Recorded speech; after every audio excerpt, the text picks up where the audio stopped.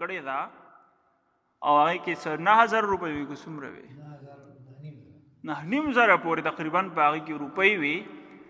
او موږ خو ویل چې د بل کلي کس به وي خو اوس بټوه تشه په کلي کې میلاو شو پیسې پکې نشته. دا د دې میتر کلي یو کس دی دا هم د دیز یو مسلمان دی چې ځان ته مسلمان وایي مونځ له هم راضي کېدی شي 15 ټیمه. نو دا یاد ساتئ ګوره څوک پردی پیسه ګیډې ته نشي کوزولی دا به ته الله پاک وباسي چې پاره طریقه باندې دا ځان سره ولیکئ دا خبره د جومات کې کوم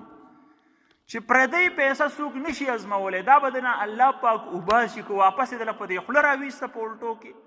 او که په ډاکټرانو در باندې ویستله دنه یې واغسته او که دی دا چې په کور کې افت او مصیبت رالی په هغې در نه وباسلې پیسې ته پردی 1 روپۍ هم څوک نشي ازمولی دا درنه الله پاک په دنیا کې واپس وباسي او په آخرت کې به درنه واپس غواړي بیا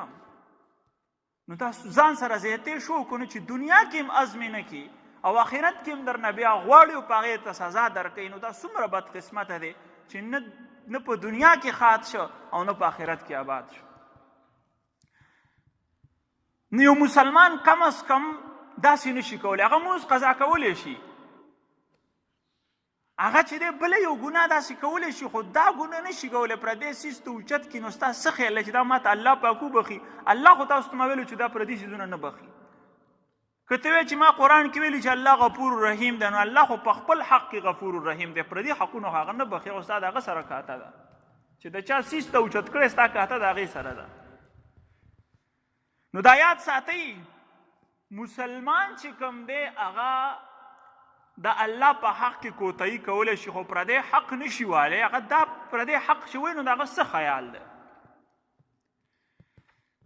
په جامع مسجد دهلی کې د دهلی جامع مسجد کې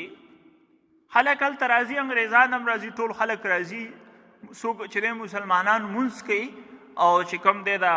غیر کسان چې دی سیر سپاټۍ دپاره راځي چکري وایي واپس ځي. هلته یو انګریز راغی په دروازه کې یو فقیر ناست دی مسکین دی د غټو جماعتونو په دروازو کې ناست دی خیر غواړي. دی انګریز چې کله دا غریب فقیر مسلمان ولیده نو د بټوه راویسته او هغه ته یې لږې پیسې ورکړې او روان شو. څه ځای پورې تلې بټوې جب کې نه ده کلکه شوې واپس د بټوه لاندې راپرېوته په ځمکه د فقیر ورپسې ورمنډې کړې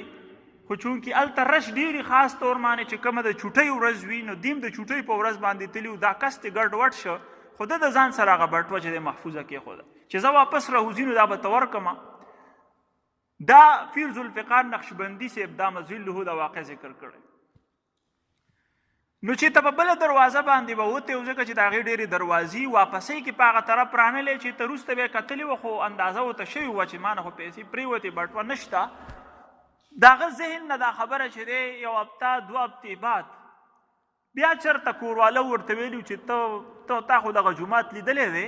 نو اوس ما هم ځان سره دغه جومات ته بوځه. د هغه تصور دی چې ته په لار کې به پرېوتي پته نه لګي چې لاړه بس لاړه خبره هم تېره ده. بل یو څو ورځې بعد چې کله د چوټۍ ورځ ده دا واپس هغه جومات ته رالی جامع مسجد دهلي ته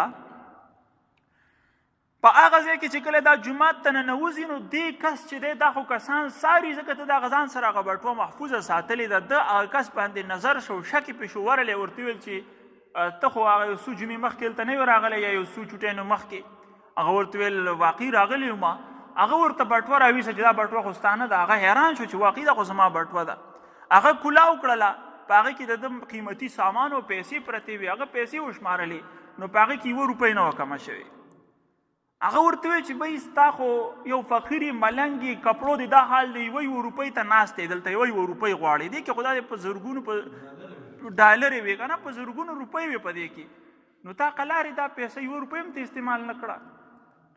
نو هغه ورته ویل ټیک دی زه مسلمان یم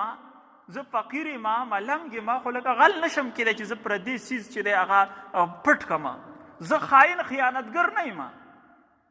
ځکه دا خو خیانت دی کله چې تا ته یو څیز میلاو شو پروت دې ته د فقهاو اصطلاح کې دې ته لقطه وایي دې معنې باقاعده فقهاو یو باب قایم کړی باب اللقطه نو गिरी पड़ी चीज پریوتی سیز هغه چې روچت کې دغې ته لقطه وي او د دې پوره احکامات هغوی ذکر کړي دي. نو دی د انګریزانو دپاره دا بابونه قایم کړي دي چې دا سیز پریوځي نو بیا به روچتې څه به ورسره کې. دا د انګریزانو دپاره دي، هندوانو دپاره دي، که دې مسلمانانو دپاره دي. دا چې ته پردی سیز پریوځي نو د هغې سره به څه کې، دا به ته ځان سره محفوظ ساتي. د دې به ته باقاعده چې دی اعلانونه کې او تر څو چې دې مالک میلاو شوی نه دا ته په خپله باندې نشي استعمالولی. او که بیخي وخت ډېر تیر شو د مالک پته ونه لګي دغه څیز به ته د هغه په نوم باندې صدقه کوې، بیا هم ته خپل ځان دپاره نشي خوړلی. نو د دې مسلمانان دا د مسلمان سره یو ذمهداري کله چې تا پردی څیز راوچت کړ، تا یو پردی ذمهداري په خپل سر باندې واغسته، دا به اوس هغې ته رسې. امام ابو حنیفه رحمت الله علیه فرمایي اوږده واقع ده، خو هغه کې یو دا چې ما ته 3 زنانو چې دی دوکه راکړې ده. په هغې کې یو داسې زنانه وه، زه په لاره باندې روان وم، هغه هم را روانه وه، لار کې یو څیز پروت و. نو ما ته هغه زنانه اشاره وکړله. ما ویل کېدی شي دا وایي چې دا څیز ما ته راکړه. زه ورغلم، هغه څیز مې لاس کې راواغستو، بسیز ته په خندا شوه او روانه شوه. ما ورته ویل چې ولې دا څیز واله که نه؟ هغه ویل دا زما نه دی، دا پردی څیز دی، تا ته مې ځکه ویل چې تی والې او تی محفوظ کړې. نو هغې ځکه نه راغستو، که دا زه راوالم نو دا به زه به مالک ته به ما باندې ورسول د دې لازم وي. امام ابو حنیفه رحمت الله علیه ویل چې زه په لانجه کې واچولم چې اوس به دا څیز هغه ته رسومه مالک ته. نو دغې ماله چې دی ډېره عجیبه دوکه راکړه.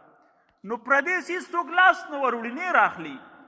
د دې وجې نه راخلي چې دا به زه مالک ته ورسوم او دې کې ډېر زیات تا یو دغه دې په خپل سر باندې واغسته. دا امانت دی، دا به ته اوس خپل مالک ته رسې. مؤمن چې دی لا ایمان لمن لا امانت له، د هغه کس ایمان نشي برابرېدی کوم کس چې په امانت کې خیانت کوي. حدیث شریف دی لا ایمانه